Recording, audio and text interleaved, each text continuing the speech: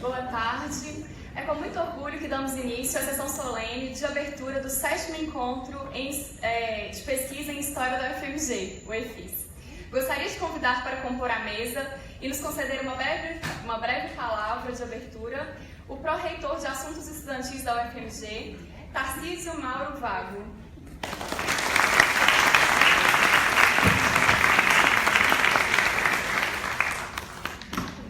O diretor da FAFISH, professor Orestes Diniz Neto, representado pelo vice-diretor da FAFISH, Bruno Vanderlei Reis,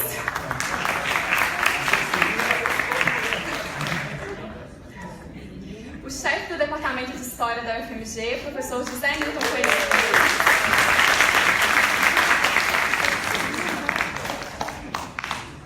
coordenador do programa de pós-graduação em História da UFMG, professor Mauro Lúcio Leitão Condé,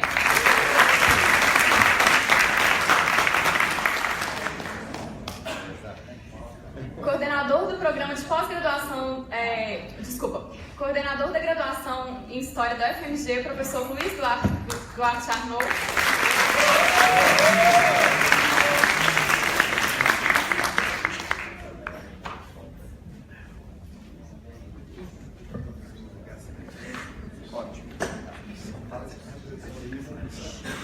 e eu sou representante dos estudantes, tá, gente? Estou membro da comissão.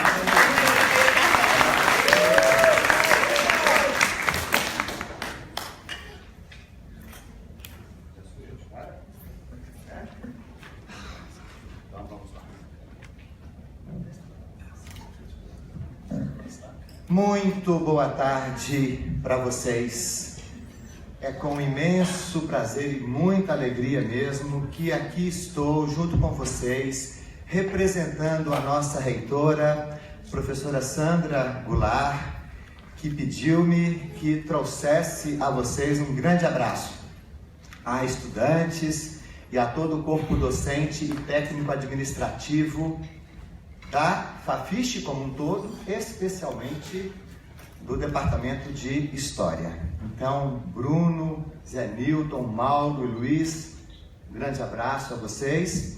E então, gostaria de saudar a este belíssimo encontro e dizer da imensa satisfação da Pró-Reitoria de Assuntos Estudantis em apoiar este 7º Encontro de Pesquisa em História da UFMG.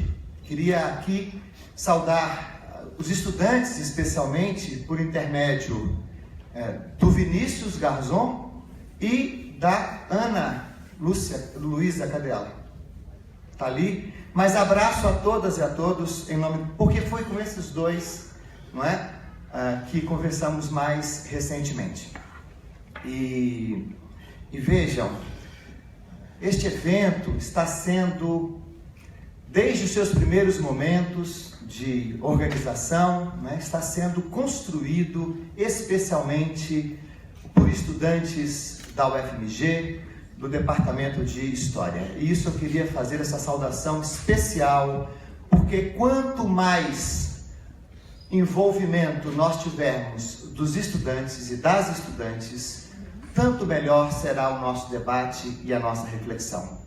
Nós estamos muito acostumados a ir ao encontro em que os estudantes muitas vezes são os convidados para. Aqui eles são convidados e convidadas e são também os protagonistas que organizaram este encontro. E eu queria saudar muito a isso. Por isso que esta Pró-Reitoria fica muito feliz em apoiar eventos que estudantes realizam. Isto é maravilhoso. Ademais disso, vocês colocam uma programação que nós distribuímos, está na página da Pró-Reitoria, distribuímos a estudantes da UFMG, e achei, assim, de uma atualidade, de uma necessidade prementes, não é? Então, esses diálogos necessários em que a educação, não é, está também no centro dos debates aqui. São questões contemporâneas, são questões fundamentais. Eu tenho dito do meu enorme prazer em dialogar com estudantes da UFMG. Há 2 anos, menos de 2 anos, nós vivemos aqui na UFMG o que eu considero que foi uma das mais bonitas experiências de defesa ou em defesa da universidade pública. Não se assustem, o pró-reitor de Assuntos Estudantis está saudando publicamente o movimento dos estudantes de ocupação em 2016 em defesa da universidade pública.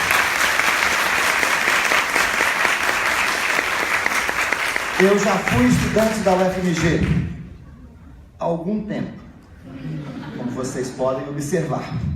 Tive esse prazer, de 80 a 83. Me formei aqui, também fui presidente de diretório acadêmico, também fui do Diretório Central dos Estudantes.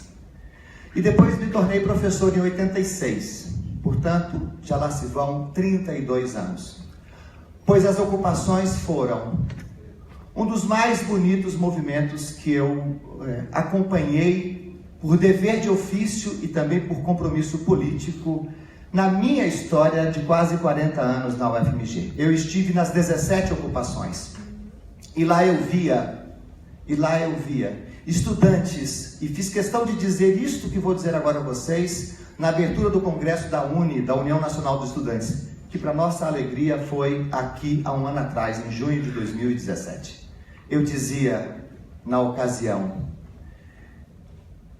que os estudantes que até outro dia sequer passavam na calçada da Universidade Federal de Minas Gerais eram aqueles que, dada a oportunidade, reconhecido, melhor dizendo, o direito à educação superior, eram esses estudantes, até há pouco, excluídos da Universidade Federal de Minas Gerais, que estavam realizando as ocupações em defesa da Universidade Federal de Minas Gerais contra a PEC da morte, para dizer o mínimo, daquela PEC que nos destrói, ou que pretende nos destruir e não vai conseguir, porque nós continuamos aqui. Então, esses estudantes, naquele momento, por exemplo, está aqui o Bruno, diretor da Fafiche, um dos desdobramentos daquelas ocupações, muito positivo, além da luta política realizada, foi a criação, por iniciativa de estudantes da Fafiche, do Centro de Convivência Negra, que está lá na nossa Fafiche, né? E que a PRAE tem também muito desejo de apoiar. E vejam, estou dizendo isso porque eu acredito que são as juventudes, especialmente as juventudes, que vão fazer o Brasil novamente democrático, justo, fraterno. Está nas juventudes a possibilidade de organização e manifestação, presente e futura, de indignação com o processo de destruição e de desintegração nacional que está nos atingindo a todas e a todos, do desmonte dos direitos sociais. Eu reconheço na juventude, ou nas juventudes, se quisermos, a luta contra o fascismo que cresce e que precisa ser enfrentado e vencido. É a juventude, ou são as juventudes, mas não qualquer juventude, como prova o MBL, não qualquer juventude, né? Que pode dar, e eu acredito que vai dar, o primeiro e os primeiros decisivos passos de contestação efetiva contra a violação de direitos e a promoção da indignidade que corre entre nós. Eu tenho 55 anos e eu olho para vocês, jovens da UFMG, com tanta presença dentro da universidade e na história do nosso país. Resistir para existir. Resistir para que este país seja um país em que todos possam viver dignamente as suas histórias. E nós estamos em um encontro de história. mais do que nunca, o compromisso com a história do agora, a história de amanhã, da semana que vem, do mês que vem, a história de todos e de todas nós, sempre. Por isso, que bom que vocês ocupam este lugar, que bom que vocês estão participando das resistências para existir, contra todas as ameaças que recaem sobre nós, contra o fascismo que cresce, inclusive dentro da UFMG. E termino convidando a vocês para participarem na semana que vem da Semana de Saúde Mental. Eu vou me retirar desta mesa e vou direto para a Fafiche participar de um debate importantíssimo entre Marcelo Tavares e Marcelo Veras sobre o sofrimento mental. Semana que vem, na terça-feira, começa no auditório da Reitoria a Semana de Saúde Mental. É fundamental que estudantes e docentes estejam presentes. E na outra semana, nos dias 23, 24 e 25, com a presença de estudantes de mais de 15 países de África, nós celebraremos aqui na UFMG, por iniciativa desses estudantes de África, o Dia da África, que é 25 de maio, uma sexta-feira. Mas desde a quarta, 23, estaremos com debate no auditório 1 da Faculdade de Ciências Econômicas. Nós vamos fazer a distribuição de todos esses convites. E será muito importante também uma promoção que tenha a presença da Fafiche através do seu Centro de Convivência Negra. Está aí um dos bons resultados já, Bruno e professores da Fafiche. Saúdo a todos vocês e a todas vocês. Parabéns por este evento. Contem sempre com a nossa participação, o nosso apoio. Marielle vive, Lula livre. Boa tarde.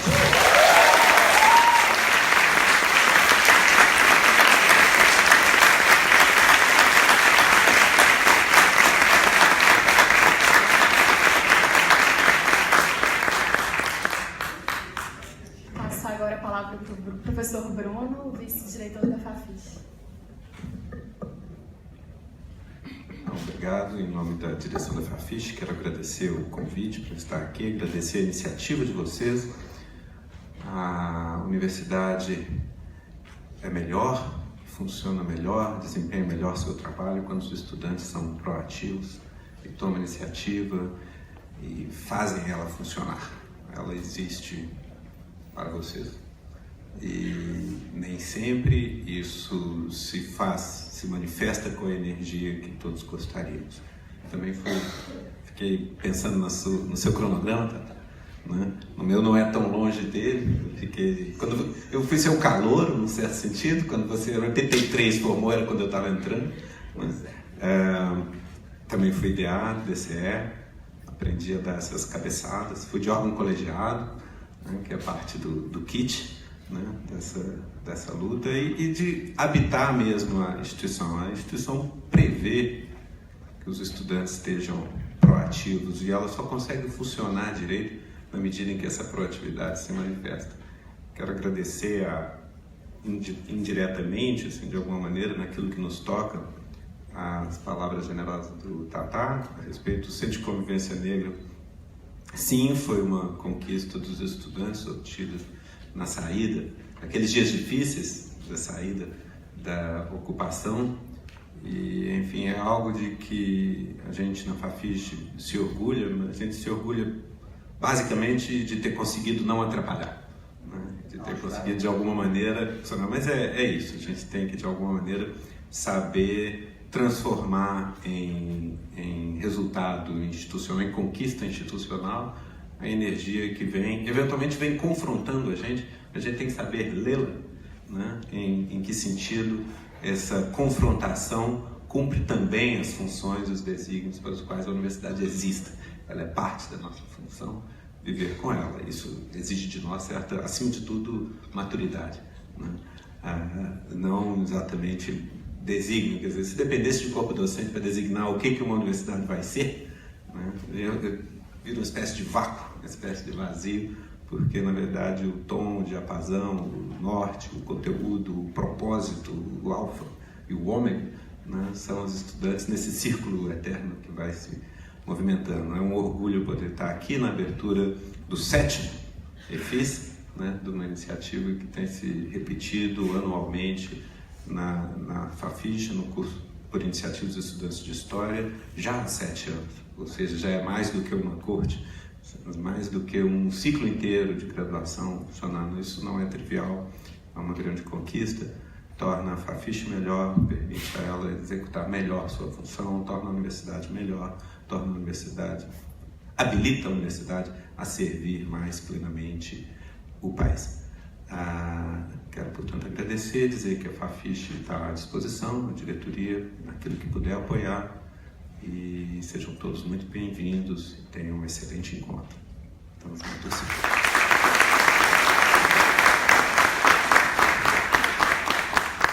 Passo a palavra para o professor José Newton, chefe do Departamento de História da FMG. Obrigado, Marina. Bom, boa tarde a todos. Em nome do departamento, eu gostaria de parabenizar os organizadores por mais esse evento, EFIS, que já é uma tradição.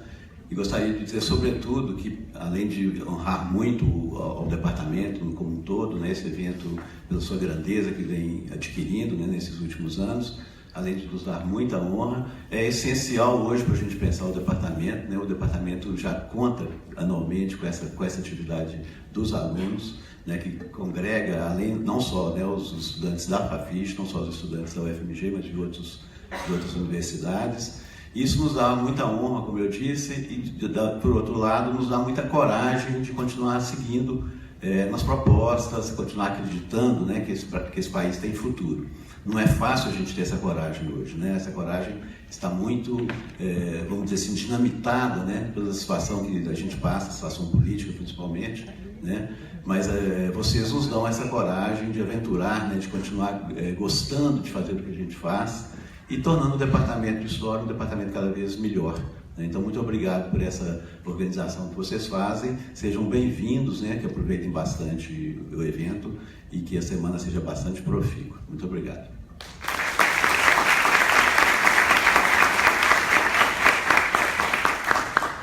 Passo a palavra agora para o professor Condé, coordenador do Programa de Pós-Graduação em História da FMG. Boa tarde a todos. Quero dar as boas-vindas, né? Em cima do que todos já disseram, eu reforço essas palavras, né? E só queria lembrar também que, como o Bruno disse, 7 anos, né? Eu estou vendo aqui alunos que há 7 anos atrás eram alunos da graduação, agora são alunos da pós, né? Esse evento tem uma importância muito grande, essa longevidade que ele está tendo também para essa questão das gerações que vão se formando aqui dentro, né? E lembrar que nesse processo, né, esse processo não é apenas, mas ele tem enormemente, né, esse poder de fazer a produção do conhecimento de história, não apenas uma reprodução do conhecimento. Não estou dizendo que a sala de aula seja só isso, né? Mas quando a gente toma nas mãos a ideia da organização, da responsabilidade e da produção do que vai ser veiculado, né, é uma experiência muito próxima, né, daquilo que de fato o processo de pesquisa do historiador, né? Organizar o seu conhecimento, direcionar o seu conhecimento. Então isso é muito importante, né? E não é à toa que se chega no 7º, né? Então isso mostra que teve um árduo trabalho de todos que antecederam a comissão de organização atual, né? Então, dar as boas-vindas e desejar uma longa vida, né?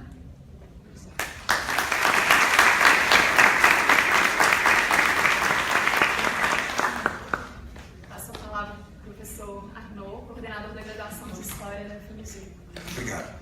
Bem, boa tarde. Antes de mais nada, eu queria agradecer o convite, embora tenha dimensão institucional, por estar aqui na mesa e compartilhar de boa companhia, tanto na mesa quanto da plateia. Quer dizer, um evento importante, está se tornando um evento nacional. Acho que ele tem esse lado que tem que ser reafirmado. Ele é uma iniciativa de estudantes que começou, acho que razoavelmente pequena. Eu queria lembrar a primeira comissão, mas eu não estou conseguindo lembrar. Começou pequena, assim, virou um evento hoje, inclusive com até essa edição com um certo patrocínio, né? E o recurso de laranjas, né? Então,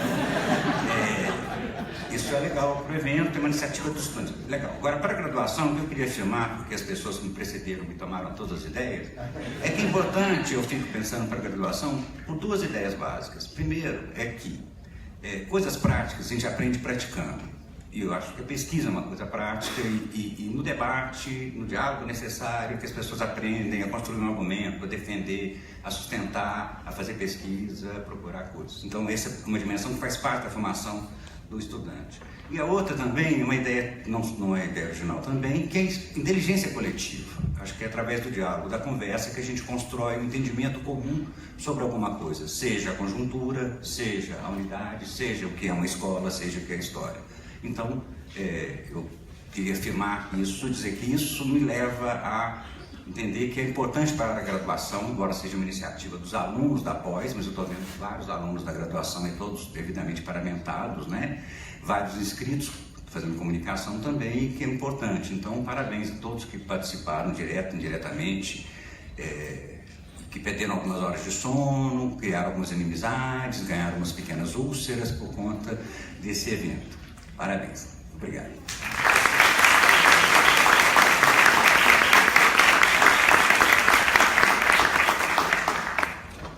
Eu seguramente sou o mais velho da mesa.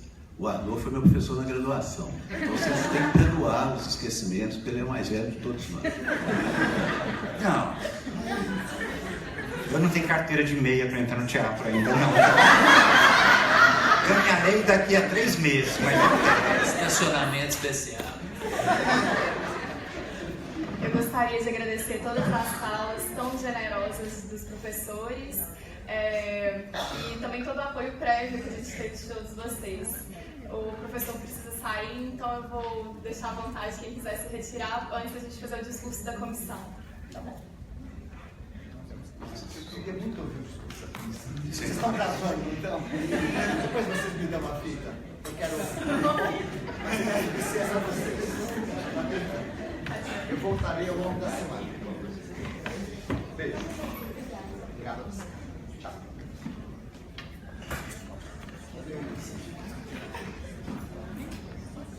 O Vinícius está ótimo.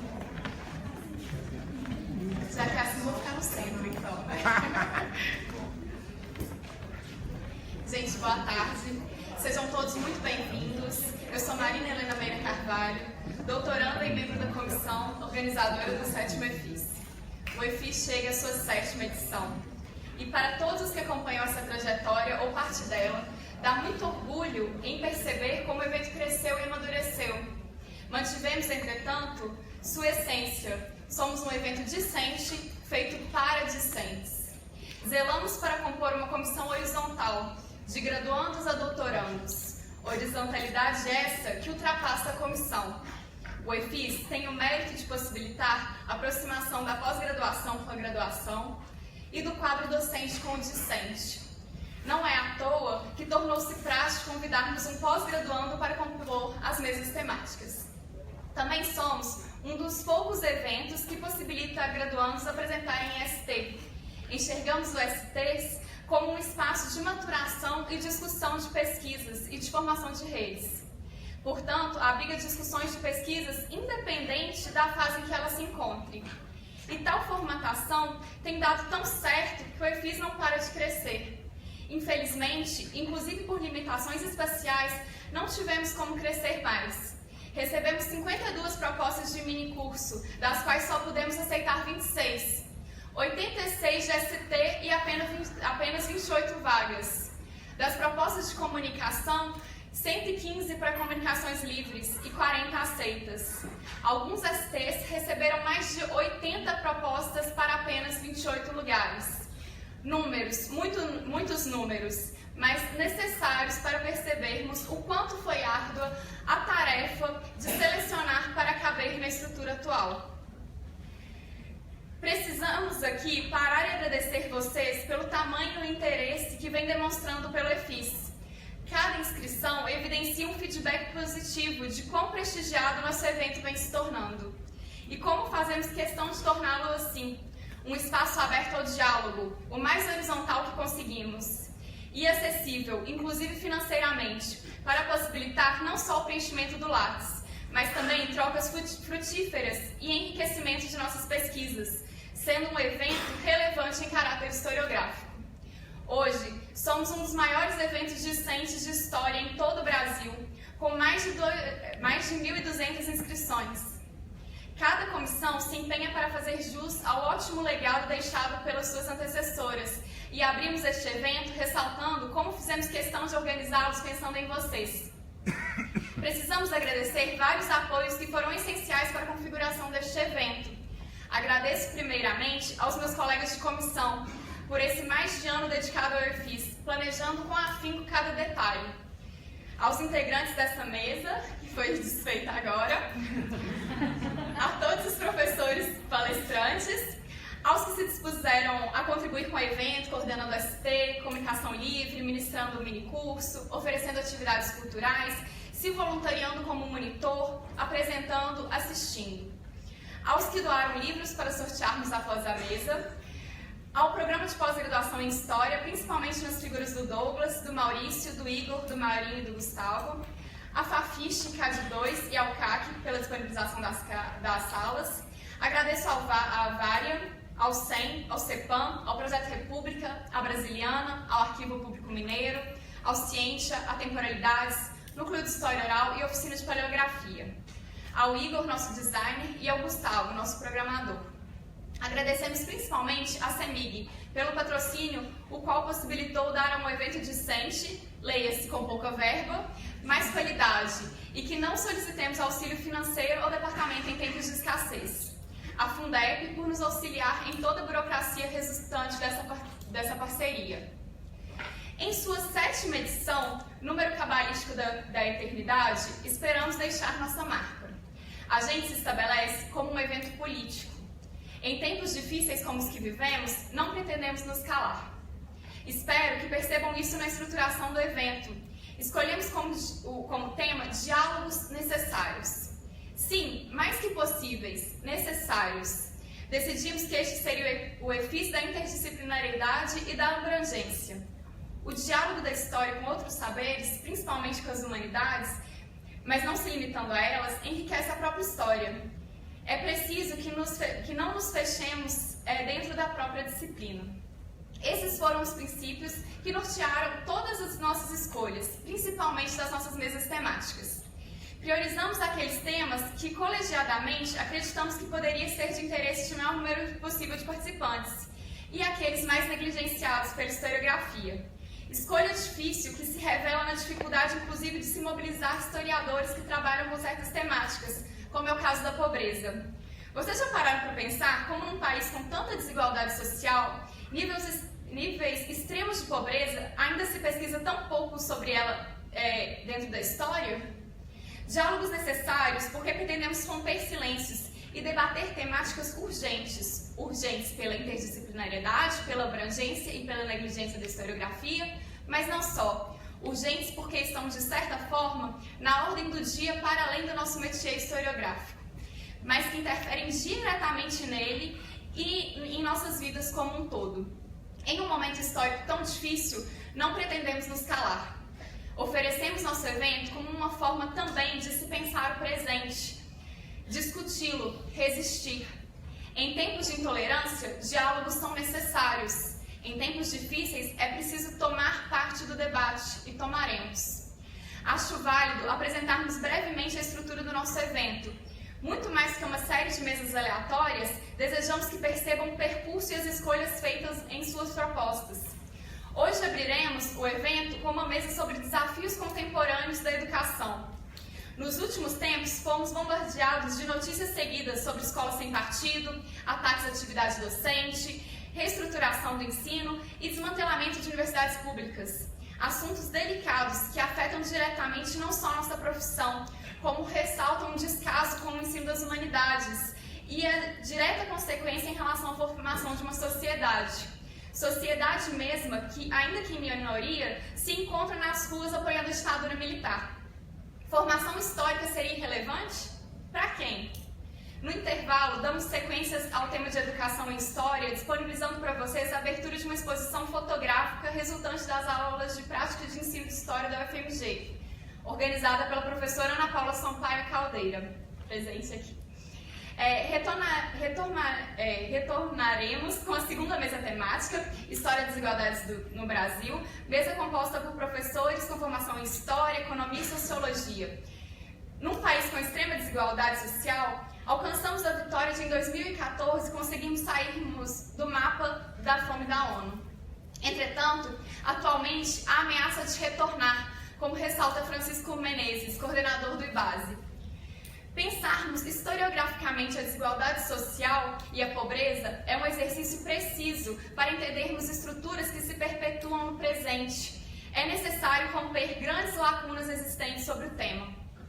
Amanhã vocês poderão contar com a aula Show 68, proposta pela professora Miriam Hermeto, que certamente cantará e encantará a plateia. Para além de um espetáculo, essa atividade cultural incentiva os historiadores a pensarem no uso de recursos para a prática docente. Não teria melhor mesa para dar sequência a essa atividade que a escolhida. Ela propõe uma abordagem a uma temática já canônica que foge ao convencional. Na mesa Histórias da Arte, assim mesmo, no plural, passaremos pelo desafio do estudo da arte não europeia, focando no caso africano, na relação entre arte política em períodos totalitários e nas artes não eruditas. Atualmente, vimos as artes e os museus tomarem lugares em discursos muitas vezes rasos e que tangenciam a censura. Momento ideal para refletirmos sobre o uso da arte e seu diálogo com a história. Na quarta-feira, o show fica com a mesa Controle dos Corpos na História, centrando na relação entre gênero e saúde, mas não se limitando a ela, pensando em 3 normatizações distintas: a saúde mental, a biotipologia e a normatização da população trans. Para isso, contaremos principalmente com os diálogos traçados entre história, saúde pública e psicologia. Mais cedo no mesmo dia, os participantes já poderão começar as reflexões acerca dessa temática com a exibição do curto LGBT de Periferia, seguindo o debate com o diretor do mesmo e com Júlia Santos, atriz, transperiférica e militante.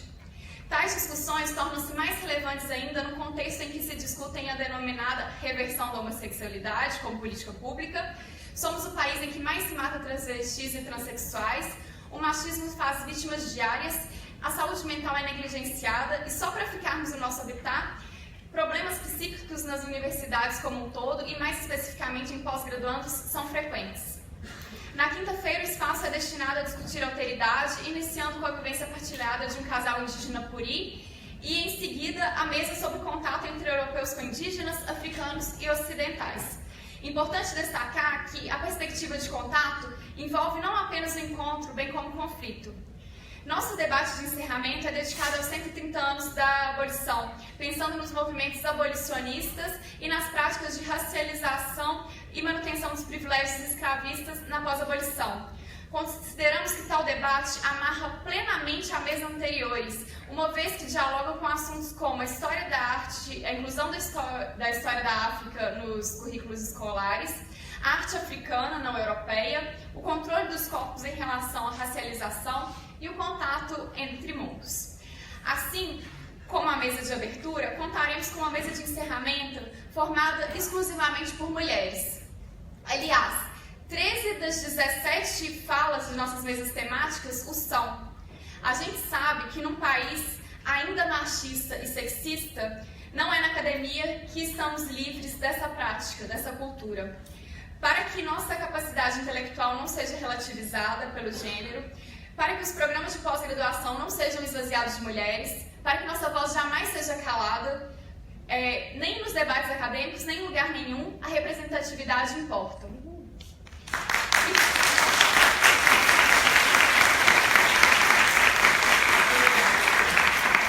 E para encerrar, já que ninguém é de ferro, esperamos vocês na festa de sexta-feira. Está sendo vendido em nosso QG. Apresentada a nossa estrutura, creio que nesse ponto já tenha ficado claro quão político o EFIS se pretende. Porque o cotidiano é político e porque a política interfere no nosso cotidiano. Espero encerrar esta fala transmitindo coragem para enfrentarmos tempos difíceis e esperança de que consigamos construir tempos melhores. Nós, professores e pesquisadores, possuímos uma poderosa arma em nossas mãos, a educação. E longe de partilhar de concepções simplórias de ensino doutrinador, nosso papel não é este, e nem se quiséssemos poderíamos, uma vez que a mensagem não se dá em linha reta entre remetente e receptor. A mensagem passa por desvios, apropriações, resignificações, rejeições, bem como nos ensina Chartier e tantos outros teóricos da história da leitura, ou mesmo da teoria da comunicação e da educação. E toda mensagem não é impressa em um destinatário papel em branco, e sim um sujeito com vivências prévias, leituras de mundo própria, que se apropria da mesma. Um exemplo, mesmo tendo a maioria da grande mídia adotado um único posicionamento nas últimas eleições presidenciais, as urnas demonstraram resultados contrários a ele.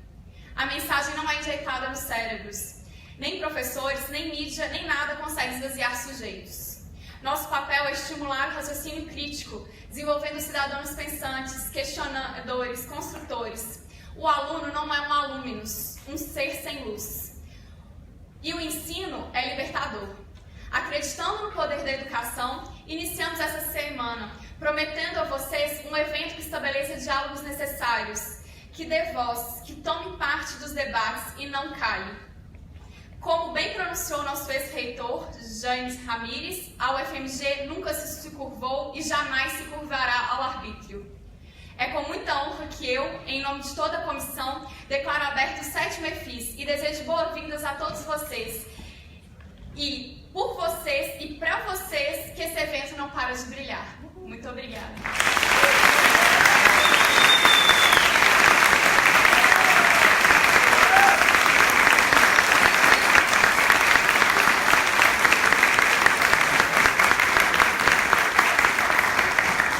Obrigada, gente. Eu vou convidar a Paula para poder dar início à missa de abertura. Muito obrigada.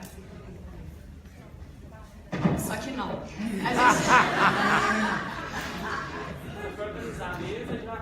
gente vai organizar a mesa e dentro de alguns minutos a gente chama vocês de novo para a mesa de abertura. Acho que se você interromper a gravação, você consegue fazer o jogo.